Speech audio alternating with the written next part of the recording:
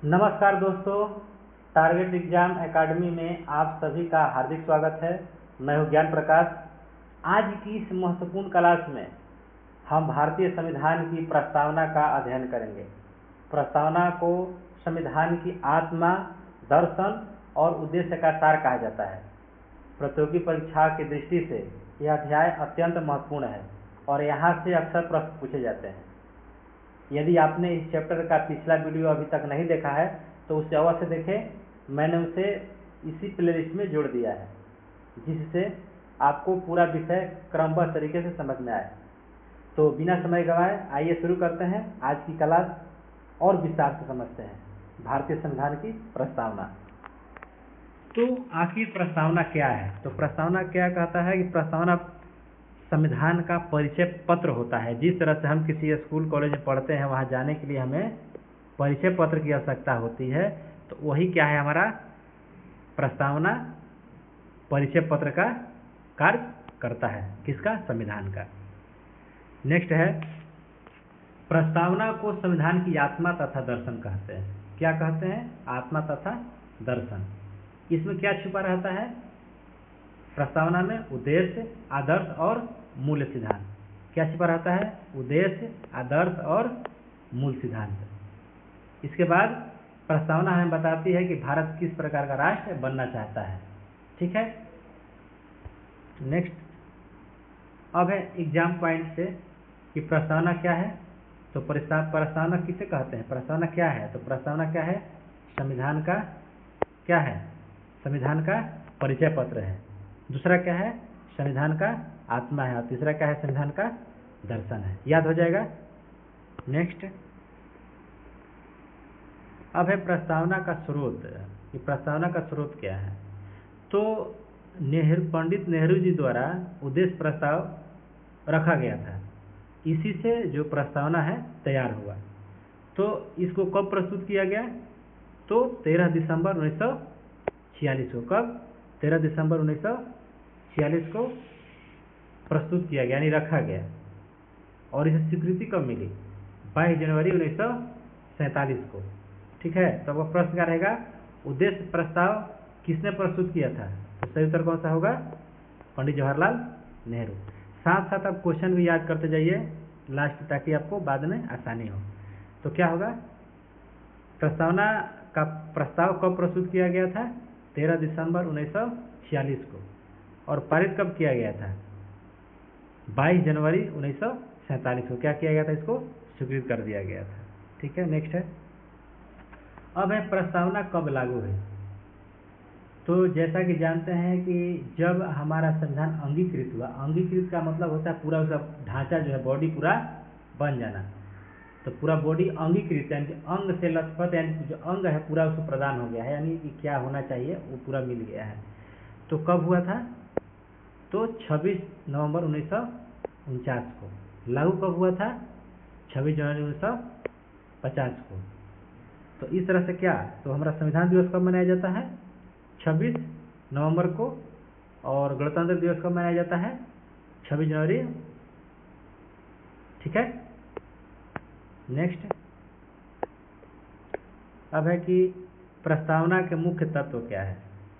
तो प्रस्तावना का जो सबसे मेन चीज है कि हम भारत के लोग, तो जो हम भारत के लोग हैं उसका अर्थ क्या होता है कि संविधान की शक्ति है जनता से आती है, यानी संविधान में जो भी शक्ति प्रदान की गई है वो किससे आई है? भारतीय जनता से। सेठ क्या कहता है कि भारत में अंतिम सत्ता जनता के पास है। जो अंतिम सत्ता है वो किसके पास है? भारत की जनता के पास। ठीक है। तो हम भारत के लोग समझ गए।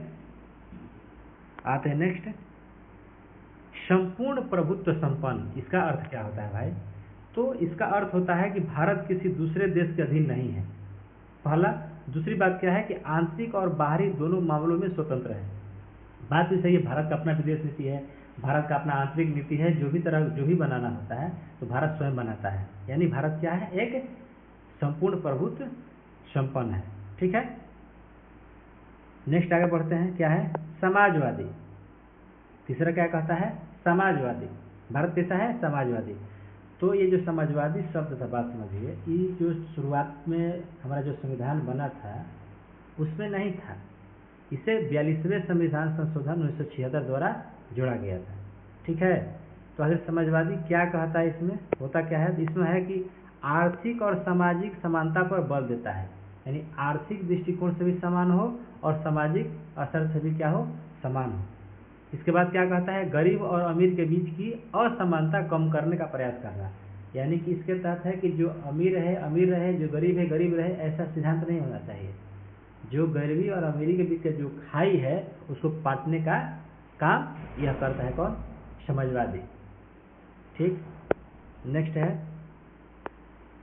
पंथ निरपेक्ष। पंथ का होता है जो धर्म है, तो भारत का जो होता है अपना कोई जो है राज्य धर्म नहीं है, यानी भारत का जो है ये नहीं है कि Bharat as a Hindu country, Bharat as a Christian country, ऐसा कुछ नहीं है।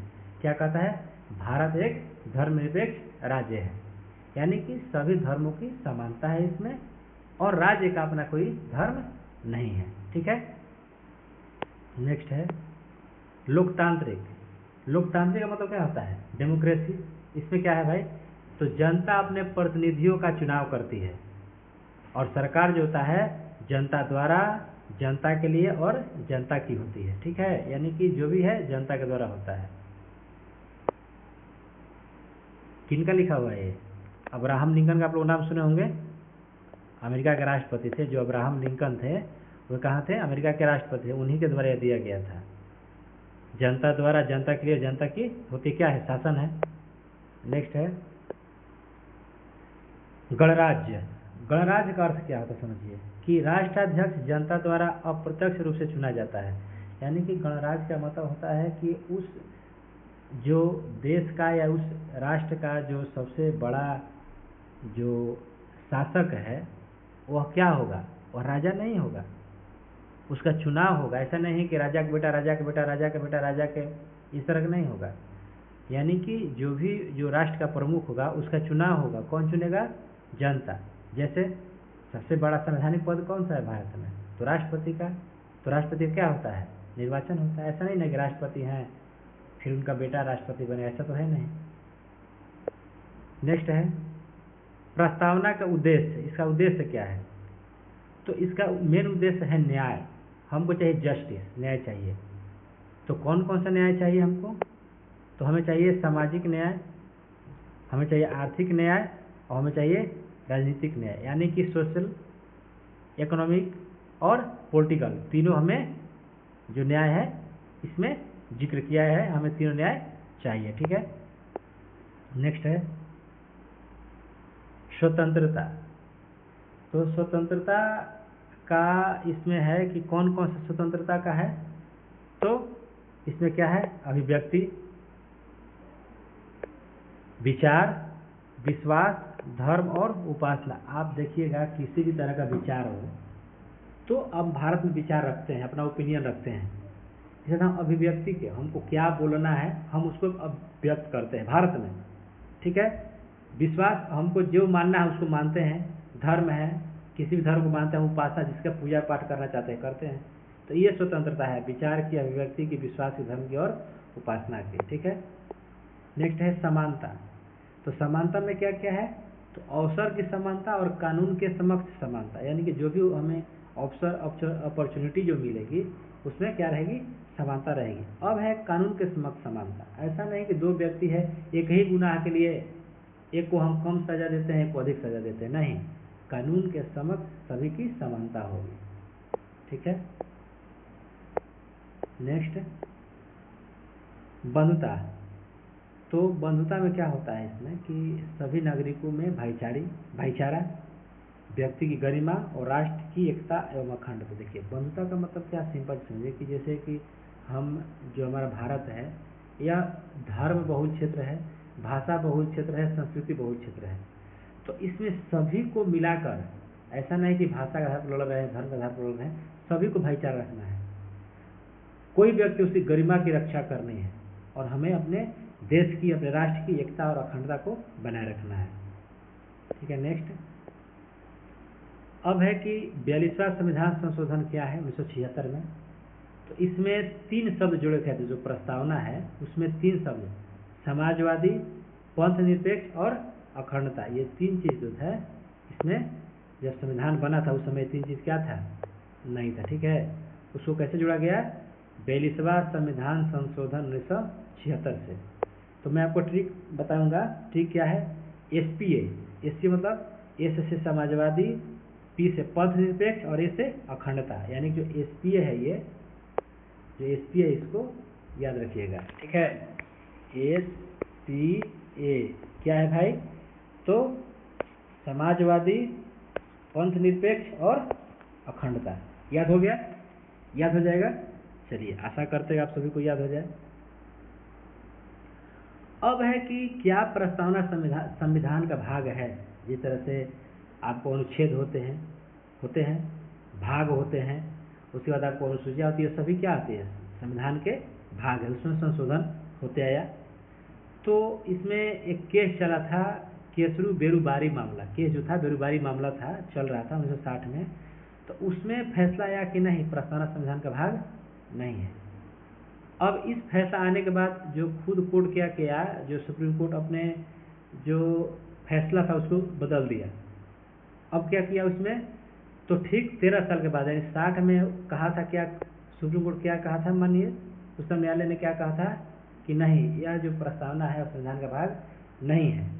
लेकिन जब केशवानंद भारती बनाम मामला आया, उसमें क्या हुआ, 1973 में खुद के निर्णय को सुप्रीम कोर्ट क्या किया, पलट दिया और कहा कि नहीं, प्रस्तावना जो है क्या है, संविधान का भाग है। तो अब क्या कह सकते हैं, प्रस्तावना क्या है, संविधान का भाग है। ठीक है, नेक्स्ट, क्या प्रस्तावना में संशोधन हो सकता है। तो चूंकि जब यह संविधान का भाग है तो बिल्कुल आपको संशोधन हो सकता है। तो उत्तर क्या सही होगा, हाँ।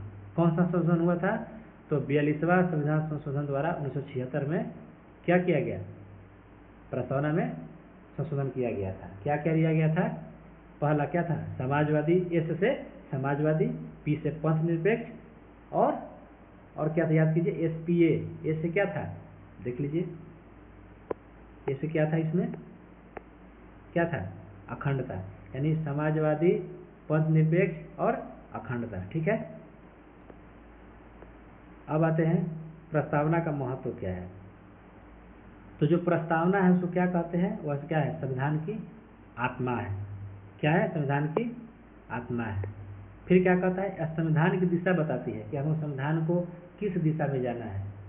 ठीक है, फिर कहता है कि न्यायालय संविधान की व्याख्या में इसका उपयोग करता है। जब न्यायालय संविधान की व्याख्या करता है तो इसका जरूर उल्लेख करता है कि हमारे प्रस्तावना में है क्या। फिर है संविधान के उद्देश्यों को स्पष्ट करते कि हमारा उद्देश्य क्या है, हमारा पर्पस क्या है, हम करना क्या चाहते हैं। तो यह क्या करता है, प्रस्तावना इसको स्पष्ट करता है, किसको, उद्देश्य को। ठीक है, अब है कि परीक्षा में पूछने वाले जो प्रश्न है आपको बताते हैं। तो पहला प्रश्न पूछता है कि प्रस्तावना को संविधान की क्या कहा जाता है। तो सही उत्तर क्या होगा, आत्मा। ठीक है, नेक्स्ट, उद्देश्य प्रस्ताव किसने प्रस्तुत किया था। तो कौन सा उत्तर होगा, जवाहरलाल नेहरू, पंडित जवाहरलाल नेहरू। नेक्स्ट है 42वें संविधान संशोधन से कौन कौन से शब्द जोड़े गए। तो कौन कौन शब्द थे, SPA मैंने बताया था, SPA क्या, समाजवादी, P से पंथ निरपेक्ष और A से अखंडता। हमको इस चीज को याद रखना है, SPA नहीं भूलिएगा, SPA यानी समाजवादी, पंथ निरपेक्ष और अखंडता। फिर है कि केशवानंद भारती मामला किस वर्ष हुआ था, बताया है मैंने। तो कब हुआ था, 1973 में। ठीक है, फिर है भारत किस प्रकार का गणराज्य है। तो भारत किस प्रकार का गणराज्य है, तो भारत है लोकतांत्रिक गणराज्य, यानी कि यहाँ के जो प्रमुख होता है उसका चुनाव कैसे होता है, उसका चुनाव किस तरह से होता है, चुनाव से, इलेक्शन होता है, यानी राष्ट्रपति जी का चुनाव होता है। ठीक है, तो इस तरह से आज का जो प्रस्तावना चैप्टर था समाप्त हुआ। यदि आपको क्लास पसंद आया हो तो लाइक करें,